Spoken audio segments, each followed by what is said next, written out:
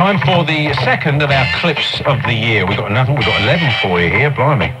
So, we start off with Alan, don't we, Andy? That's right. And one thing you say about Alan, he's a great teller of a gag, isn't he? Oh, yeah. What someone told me yesterday, what was a wasp and Australians got in common?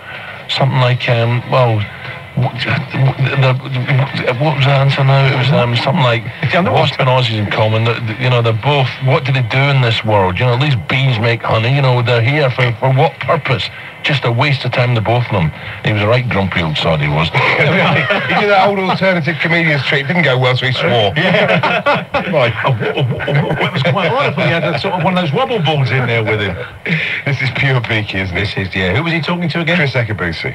Chris, you've obviously been in World Championships, Olympic Games, European Championships, and when you go out there, by and large, you're on your own. Even if you're in a relay team, you're on your own. There's no mates around you you can pass the baton to.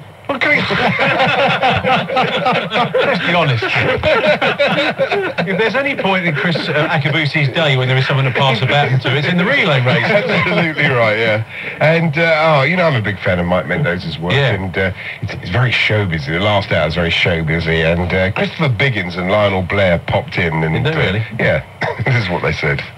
Hi, this is Lionel Blair, and you're listening to Mike Mendoza, or you had better be listening to Mike Mendoza on Talk Sport. There we are. That wasn't the wrong clip. That wasn't the clip.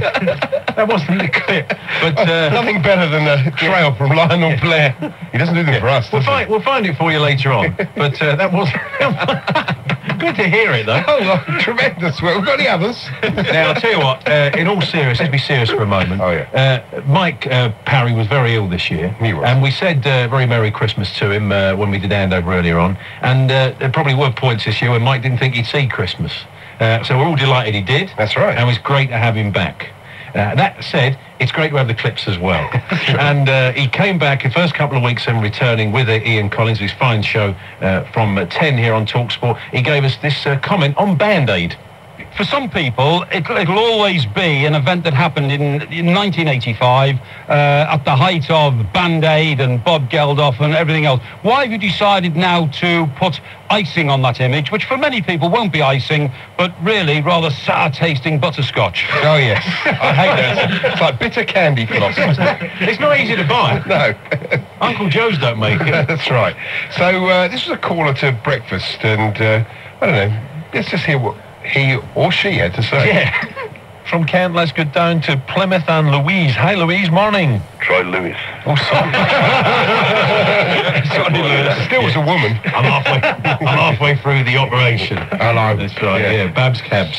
Of course, Alan's doing a travel show, isn't he? I look forward to that. Yeah, That'd and be brilliant, yeah. We all know what his favourite destination is, don't we? It's his island of his dreams. Tim, just a quickie. Have you been to the beautiful part of Brazil? I think it's an island off Sao Paulo, Buzios. Have you been there, the chance to get there yet?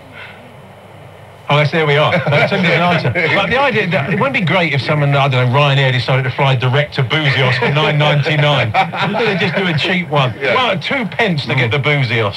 Now, the Olympics, we all cast on. What a great time it was, wasn't it? Brilliant. Kelly Holmes, it was tremendous, the Coxless Fours. But for me, the moment of the Olympics was this, Beaky and Alan commentating off TV on the Olympic kayak final. Yeah.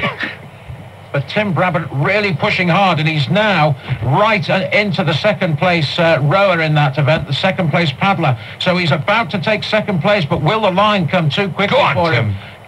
Keep going and keep pushing on.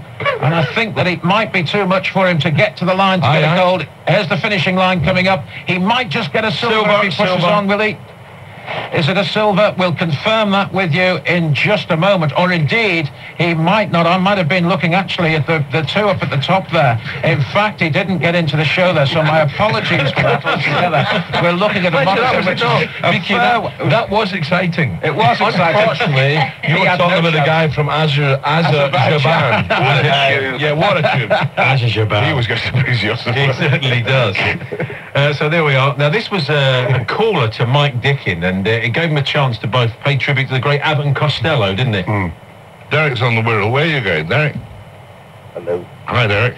Hi, Derek. Hi. No, I'm Derek. No, you're Derek. I'm Derek. You got me confused now. Derek.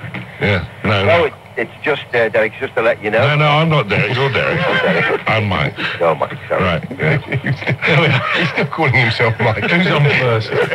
So, and this was Mike speaking to, of course, we loved Mike and Alan in Portugal. Brilliant, Euro 2004. And they really did have some top guests, didn't they? And he got this guy on and asked him a question and then basically answered it. So I have with me now a young man, João Paulo Almeida. What a name, eh, for a Portuguese football fan of Benfica. Concierge in our hotel here. Now, when you take on England on Thursday, I don't need to ask you this question, but who's the man you most fear from England? Probably Wayne Rooney. Probably yes. Whatever you say, Mike. I don't have to answer this question. I need to answer it, but I don't need to ask I tell you, when I want to know about football, I always go to the concierge. That's it. They know everything. They do. They know. They get you a good restaurant, get you a cab, and they tell you who's going to win the game. Now, this was Beaky. Like you, Annie, likes to bring it back to sport. But here he is on the US elections. I don't know if he brought this back to sport. Do you actually care what is going on over there in the United States of America? Does it matter to you? How do you think it might affect the next election here in this country? How will it affect the Champions League tonight, Al? The US elections, yeah. Well, and you know, if he does lose Bush, it could have a bad effect on I think Chelsea. Porto are very unhappy about John Kerry. That's right. So, this was Millwall did well, didn't they, to get to the cup final? Yeah, tremendously delighted. And one fan was so overjoyed, he called Steve Jones on the. I think it was just after the cup final. He was an Italian guy, wasn't he? He was, yeah. Francesco, could I say grazie for that? Grazie anche a te. All right. Forte abbraccio e in bocca al lupo. That means good luck to Millwall for the UEFA Cup next season. And God bless everybody at TalkSport. Fantastic station. And I hope everybody in football in general enjoyed the FA Cup final today. As myself, as a neutral supporter, we had a great day, lovely day. The sun was out and everybody had a great day. Such an expressive language. A little sentence with all that. Bocca-lupo, and it means all that. Tremendous. Fantastic. UEFA Cup, everyone at TalkSport. Good having a great summer.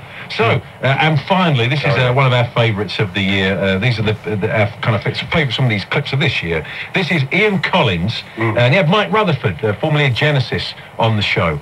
And they had a caller. We're going to take some calls. Mike Rutherford is with us from Mike and the Mechanics. 08704 20 20 20. This is Mark, who's down in London. Mark. Hello, Ian. Hi, you're through to Mike. Good evening. Hi. Hello, Mike. How are you doing? Seen you several times. Right. Hamburg, Manchester and Birmingham. That's good. That was in the 70s when Phil Collins was on the drums.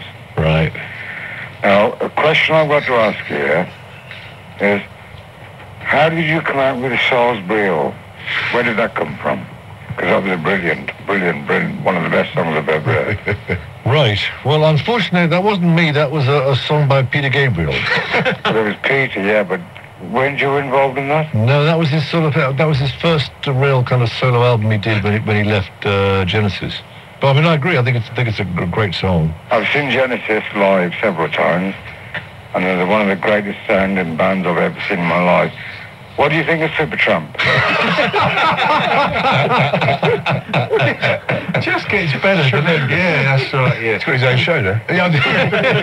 Well, there we are. They were the clips of the year. We've got some more clips gold featuring a bit of Keith Arthur, a bit more Beak, a bit of Mike, a bit of Dutch Holland going to a party, and that Arthur Albiston clip about Auntie Naomi, all coming up in the next section. But we're going to catch up with Todd Macklin very, very shortly, talk more to our listeners in the studio. It's the Hawksby and Jacobs Christmas Eve party. Patrick and Tone, of course, will follow us with the game at 4.